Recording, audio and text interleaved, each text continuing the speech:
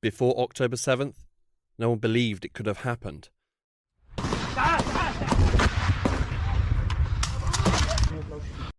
During the attack, no one knew what was going on.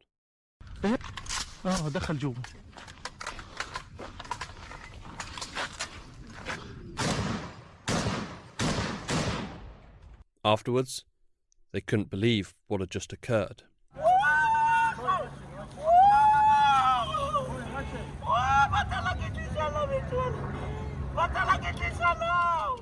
My name is Hugo Goodridge, and you're listening to The New Arab Voice.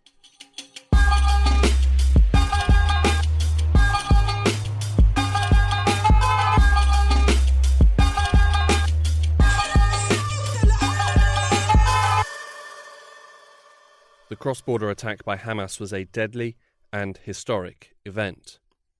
It started in the early hours of October 7th, a barrage of rockets fired from Gaza into Israel.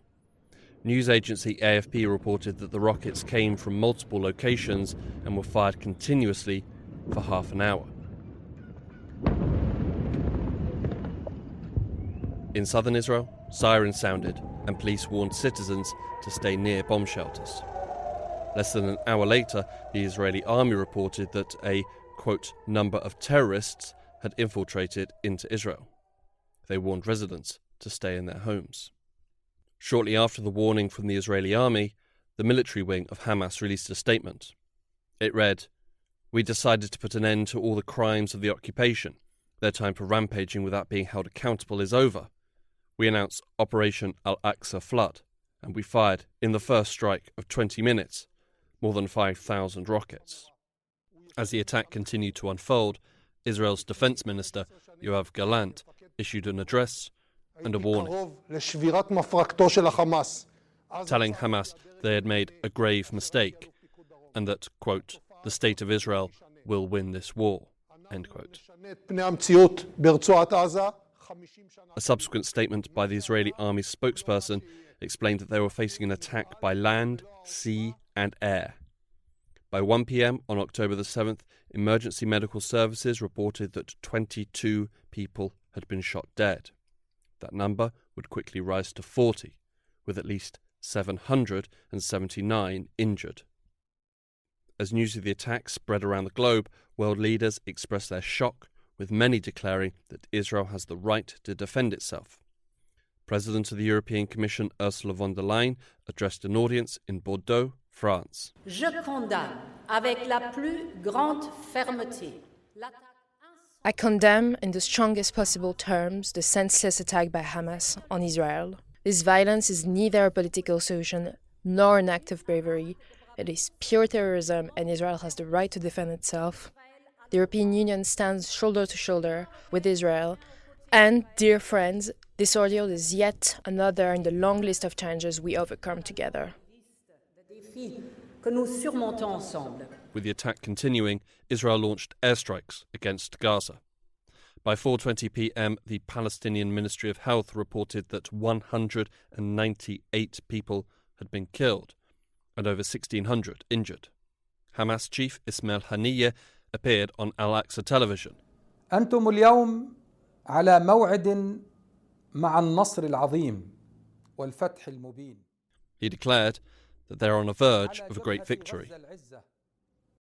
حينما طفح الكيل كان لابد من.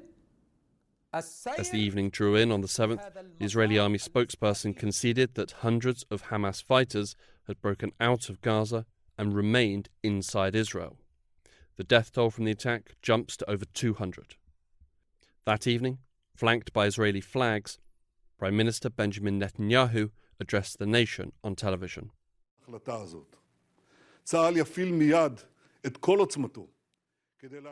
The IDF is about to use all its force to destroy Hamas's capabilities. We'll strike them to the bitter end and avenge with force this black day they brought on Israel and its people. All the places in which Hamas is based, in this city of evil, all the places Hamas is hiding in, acting from, will turn them into rubble. I'm telling the people of Gaza, get out of there now, because we're about to act everywhere with all our force.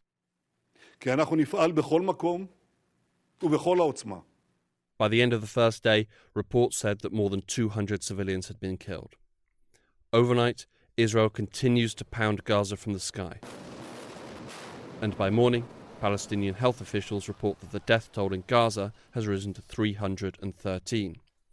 In southern Israel, close to the border with Gaza, tens of thousands of Israeli soldiers start to evacuate citizens. Violence begins to spread on Sunday as Israeli forces and Hezbollah trade fire across the Lebanon-Israel border. By lunchtime on Sunday the 8th, the reported death toll in Israel has risen to over 600, and it is also becoming clear that hundreds have been kidnapped and taken back into Gaza. Over the following days, the scale of the assault would be made clear.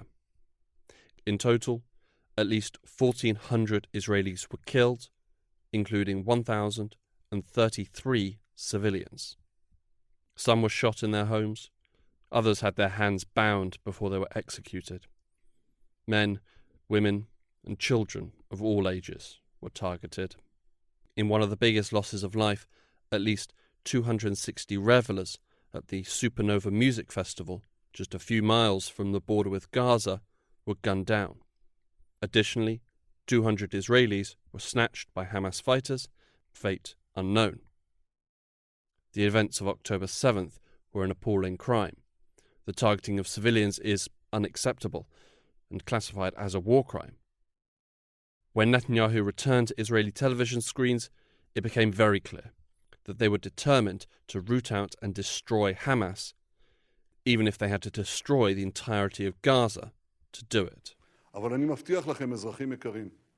But I assure you, dear citizens, at the end of this campaign, all of our enemies will know that it was a terrible mistake to attack Israel. What is done to our enemies in the coming days will resonate with them for generations. We always knew who Hamas was. Now the whole world knows. Hamas is ISIS, and we will defeat it just as the enlightened world defeated ISIS. This loathsome enemy wanted war, and he would get war. The response to Hamas's attack has been massive. So far, thousands of Palestinian lives have been lost to Israeli airstrikes, and the number goes up every single day. And the condemnation of Hamas's actions from around the world has been near universal, and it could be argued might have damaged the Palestinian cause. So it begs the question, why did Hamas choose to attack? I think Hamas wanted to gain something that they hadn't accomplished before. This is Joost Hilterman. And I'm the program director for the Middle East and North Africa at the International Crisis Group. You know, Gaza has been under a total siege for 16 years.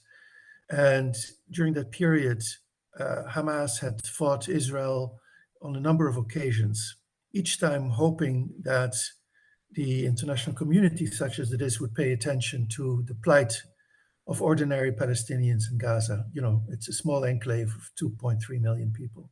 But each time the situation simply got worse. There was destruction. The siege was not lifted. Israel kept the siege. So in the end, it all came to naught. And I think Hamas decided that this wasn't working. Successive rounds of fighting between Hamas and Israel have achieved very little. And with every year that passed, the illegal Israeli siege took more and more out of the Palestinian lives. And no matter how bad the quality of life became in the Gaza Strip, the international community appeared content with standing by. So I think it decided to go for broke and to say we weren't able to accomplish anything in the past 16 years. We now need to do something entirely different.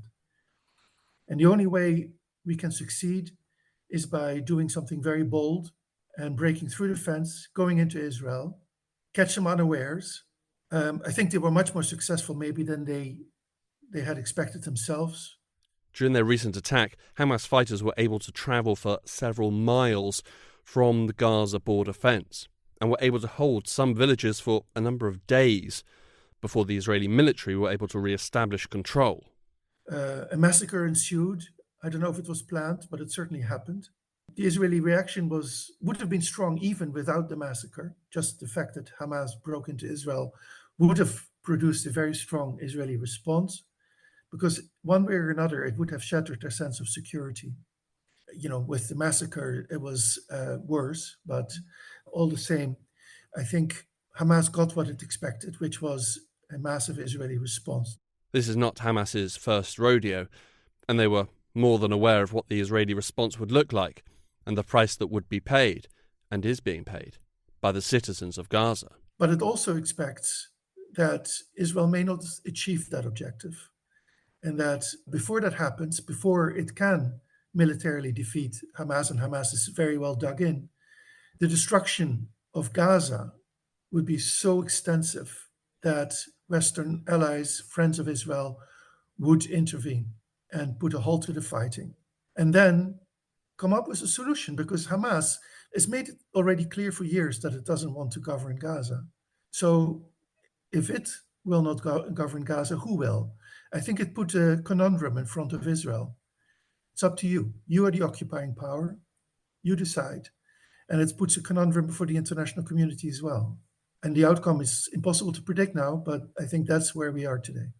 As the number of dead Palestinian men, women and children has grown amid a brutal and indiscriminate Israeli air campaign, voices from the international community have spoken out. But by far the loudest international voice has come from the streets.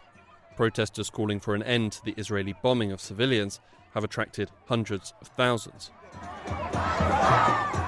And perhaps sensing the opinion of voters, some politicians have started to question Israel's response to Hamas's attack.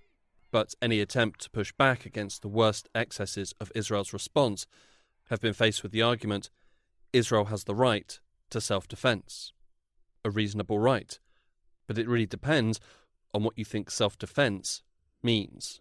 It is something that we all say, leaders say it, individuals say it, that every nation has a right to self-defense, has an obligation to defend its citizens. This is Lara Friedman, the president of the Foundation for Middle East Peace. I would say that just observationally, different people mean different things when they use the term. I think when it is used in the context of Israel's relationship with the Palestinians, the intention is to suggest that anything Israel does is only self-defense. There is never an offensive goal. It is, and self-defense implies a righteousness, right? They did this to me and I'm forced to do this, which fits into a sort of framing that we've heard for decades. The issue of self-defense has been core to Israel's argument since it started its campaign against Gaza. Israel must be able to attack Hamas, and this time round it hopes to destroy Hamas to protect itself from further atrocities. And if that means innocent civilians, including women, including the elderly, and including children, have to die, then that is what will have to happen. The question of what self-defense is, it's obviously a malleable concept. And for Israel, it is used as a shield to say whatever we do is legitimate. And if you are not supporting what we do, then what you are saying is you want Israelis to die. International politicians who have come close to questioning Israel's understanding of what self-defense means have faced fierce criticism from both Israel and its supporters around the world. And at different times, depending on the context, you will hear statements coming out of the international community, coming out of the US, coming out of Europe, with things like, we call for, speaking out against quote unquote disproportionate responses, which is essentially to say, well, there is a way to respond in self-defense, but don't go overboard.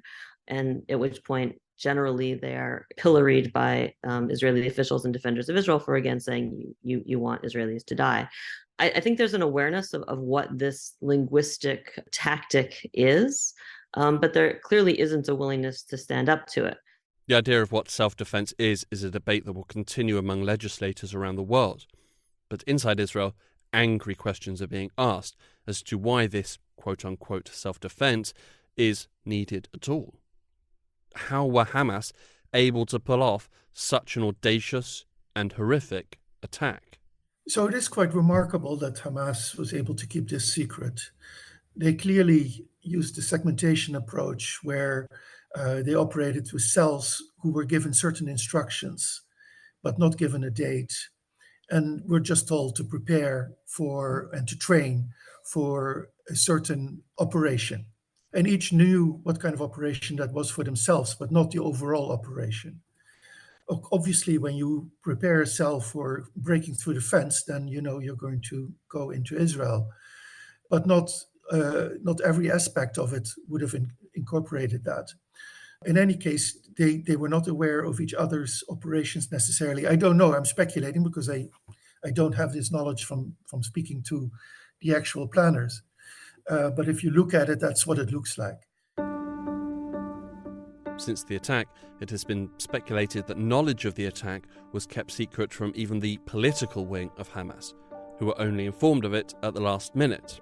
Planning for the attack is thought to have taken up to 5 years, and yet Israel was taken completely by surprise. In spite of the billions spent on border technology, in spite of the drones and the listening posts, in spite of the human intelligence networks and the well-documented skill of the Israeli security services, and in spite of the fact that Egypt warned Israel that an attack was imminent, they were still taken by surprise. But the initial military operation of Hamas was extremely well executed, in the sense that it essentially disarmed the Israeli alarm signals and electronic network along the Gaza border, along the periphery, and whatever happened on the ground wasn't communicated directly to many other places within the senior command structure. And so for the longest time, the military leadership, they were not aware of the extent of Hamas's intrusion into Israel. And Hamas was able to go rampant, to run amok, basically, and to do what they did, which is horrific. But it was really a failure of Israeli intelligence that allowed them to get as far as they could, and the lack of military preparedness, and the lack in the end of leadership, because all of this goes back, of course, to the top. As intelligence failings go, this was both incredibly embarrassing and costly for Israel. Furthermore, it also represented a failure of Netanyahu's administration to understand and assess priorities.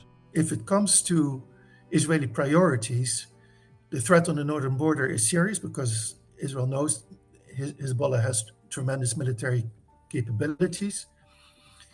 But when it comes to the West Bank, the threat is much less, even though the resistance is there every day. But even the new generation of armed groups that we saw arise do not amount to a whole lot.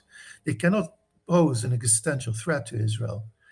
But the thing is, Israel wants the West Bank and it doesn't want Gaza.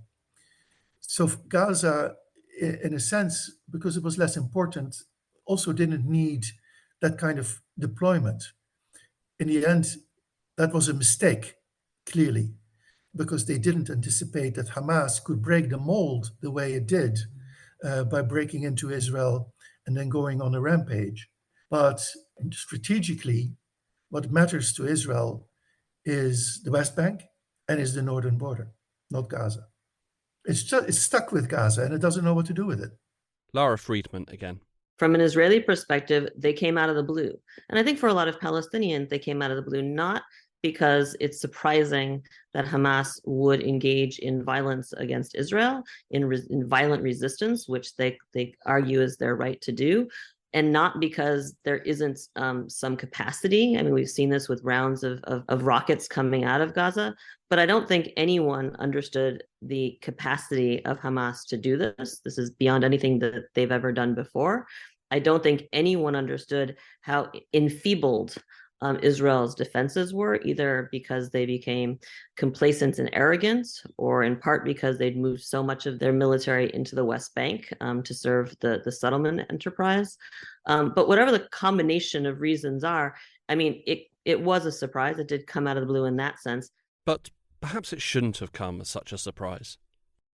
Since the attack, as horrific as it was, many have pointed to the 17-year-long siege on Gaza, enforced by the Israelis, and the 75 years of occupation and oppression suffered by the Palestinians as a whole, and claimed that the price of such an endeavour could be attacks like those seen on October 7th.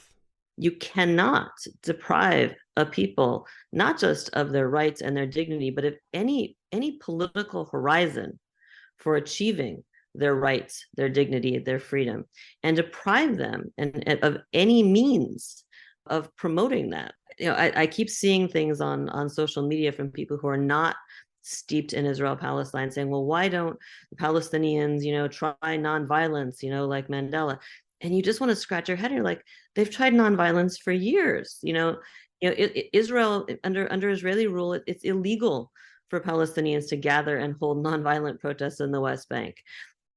International efforts to hold boycotts against Israel have also been shut down, branded as eco-terrorism. Palestinians have been repeatedly blocked from seeking justice and redress at international courts. And peaceful efforts in the past to break the siege of Gaza have also been met with deadly Israeli violence. If you take people and put them in a cage and deprive them of their rights, deprive them of any nonviolent means of protest, and deprive them of any political horizon, like a peace process that might resolve their grievances, at some point, the only people who have credibility are the people who resist it by other means. And Just Hilterman. Hamas, for whatever it did on October 7th, and again, that was horrific, and civilians should never, ever be targeted by any military force. But Hamas does represent Palestinians' aspiration to be free of military occupation and their wish for freedom and self-determination. So you can try to eliminate Hamas. Maybe you will even succeed in eliminating Hamas in the Gaza Strip anyway, because Hamas, of course, is bigger than just in the Gaza Strip. But it doesn't eliminate that aspiration, which is widespread among Palestinians in Gaza, but also in the occupied West Bank and East Jerusalem, and also in the diaspora, in the refugee camps and elsewhere. So if not Hamas, someone else will. So I would like to think that eventually there will be a constituency in Israel. Of course, it has existed in the past, but it's marginalized now. But maybe it can become re-empowered and grow. That would see the need to go back to a serious approach toward the Israeli-Palestinian conflict. But right now, I'm not seeing it. If we were to look for any sort of silver lining to come from this seemingly unending tragedy, perhaps, maybe, possibly, the Hamas attack could prove once and for all that the Israeli thinking and management of the Palestinian file is not working and needs drastic change. But every time the death toll rises, such a prospect moves a bit further away. Additionally, there are prominent and key figures in the Israeli administration who are proposing plans that are diametrically opposed to any sort of peaceful resolution. There was a leak from the Israeli Ministry of Intelligence this morning of a proposal by the minister to relocate Palestinians from Gaza outside of Gaza, to have them in the Sinai or in other countries, which, when people like me started talking about this at the beginning of this conflict, was treated almost as a conspiracy theory. Well, here it is.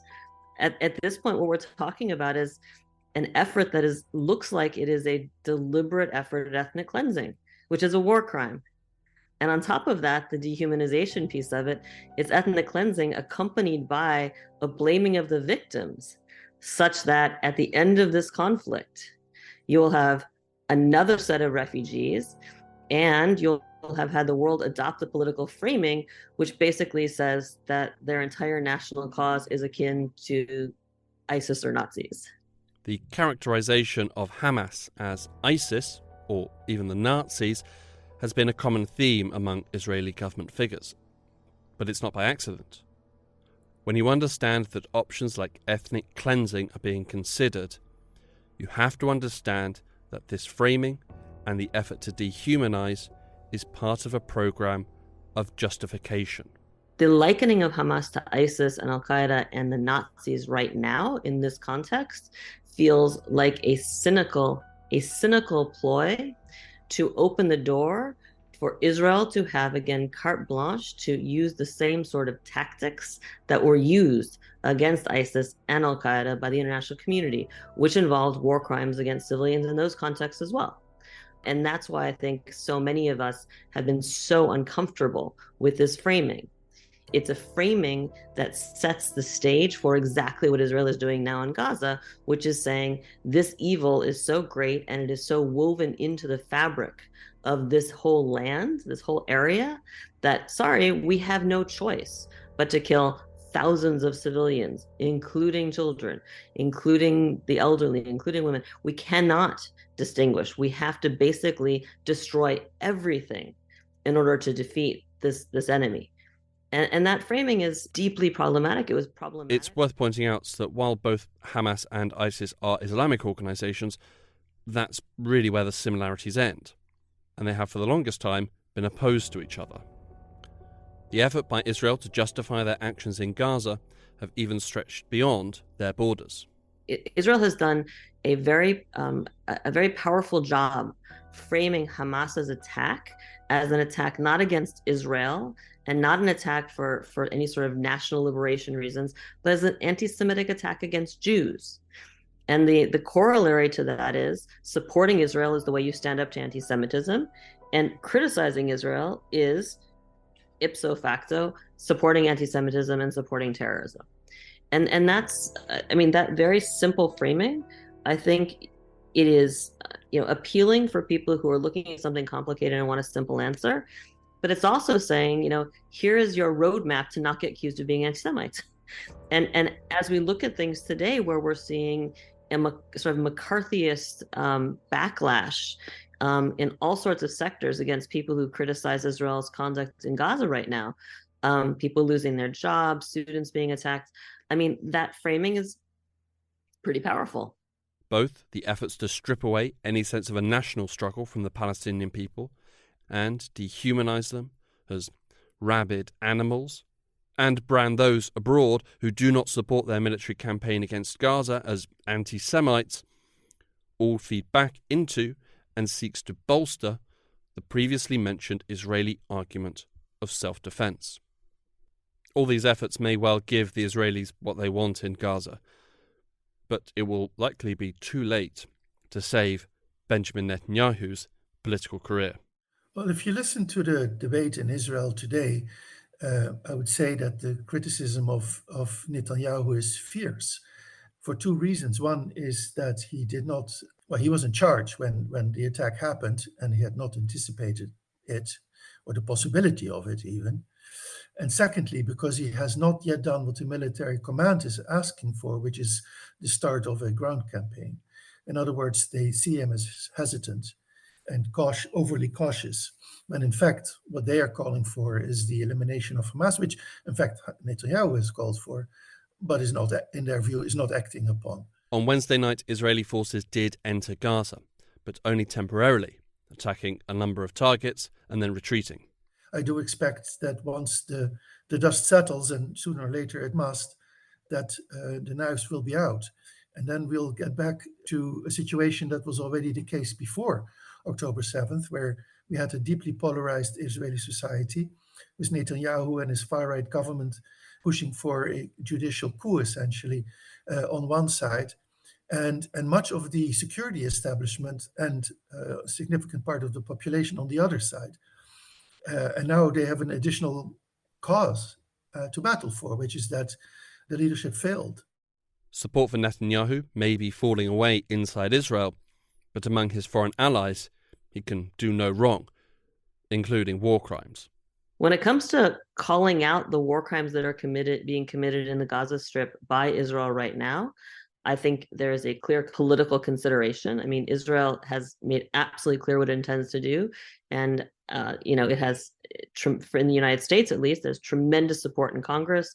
There's tremendous support in the legacy organizations, in the Jewish community and the evangelical community, which will basically say, again, either you're with Israel 100% or you are with the terrorists. Today in the United States, calling for ceasefire is treated as supporting Hamas. That's it. It's as simple as that.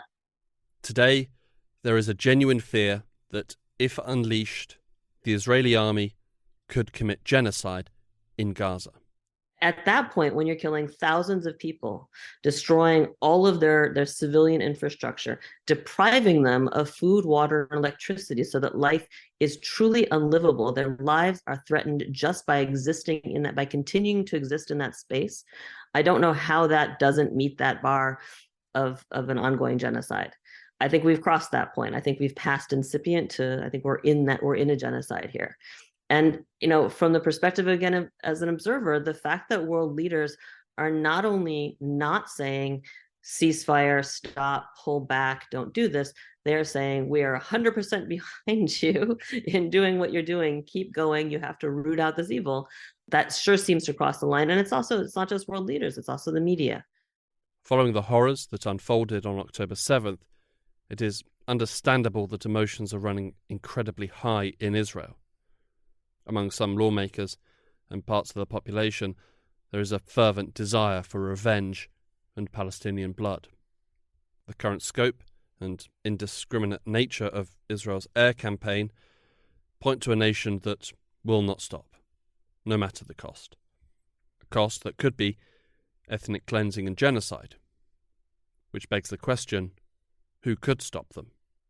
Well, it is still possible for the United States to do that, because whether we like it or not, the United States has that kind of influence over Israel. It can draw a red line, because the United States, it may not care too much about the people in Gaza, even though it says it does, but it doesn't want a wider war. It wants the Middle East to be calm. President Biden cannot afford to have a war on his hands during an election year. I could be wrong about that. Maybe he sees himself as a wartime president, but frankly, it would require the deployment of American troops, and that is highly unpopular in the United States. So that could play against him. The attack by Hamas on October 7th was an appalling crime. The victims of the attack do deserve some sort of justice, but the path that Israel is walking looks set to repay those crimes with more and perhaps even greater crimes. Lara Friedman. I think people need to recognize this isn't merely about a massive loss of life, which Israel has made clear they don't care about. They view any massive loss of life as being Hamas's fault. They recognize no responsibility and no agency in killing any number of civilians from now going forward. That is what it takes to root out Hamas, blah, blah, blah. That's where we are. And the ulterior motive, or the additional agenda of once and for all ending the Palestinian problem in Gaza by basically either kicking them all out, or whatever's left is going to be a population that is so diminished, so impoverished, so demoralized that they're not a threat to anybody, and the international community is in charge of making sure they don't become a threat in the future, because they're going to be living in tents, and we're going to be worrying about just keeping them alive, not about whether or not they've got a national struggle. And final words to Joost Hilterman. What happened on October 7th was a symptom of that conflict. I wish that the conflict hadn't evolved in the 75 years, or even longer, if you wish, in a way that targeting of civilians has become commonplace. It shouldn't be, but it has become part of the logic of this conflict. And that is the real tragedy, because it makes any hope that these two people can live together in the same territory peacefully next to each other in the future, that makes it hope very, very difficult to sustain. Next week on the New Arab Voice, we examine Gaza, the fight for survival, and the bleak future ahead.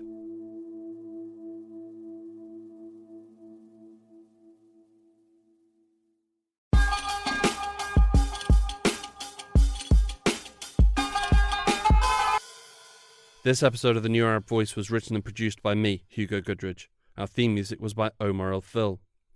The New Arab Voice will be back next week. Until then, you can find all our previous episodes on all major podcast platforms. You can also check out our Instagram page and Twitter account, both at the New Arab Voice, for additional content. We also have a weekly newsletter which you can sign up for Find the link in the show notes.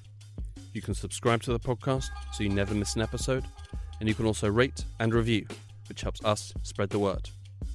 Don't forget to follow The New Arab on Facebook, Twitter and Instagram for all the latest news, analysis and opinion from the region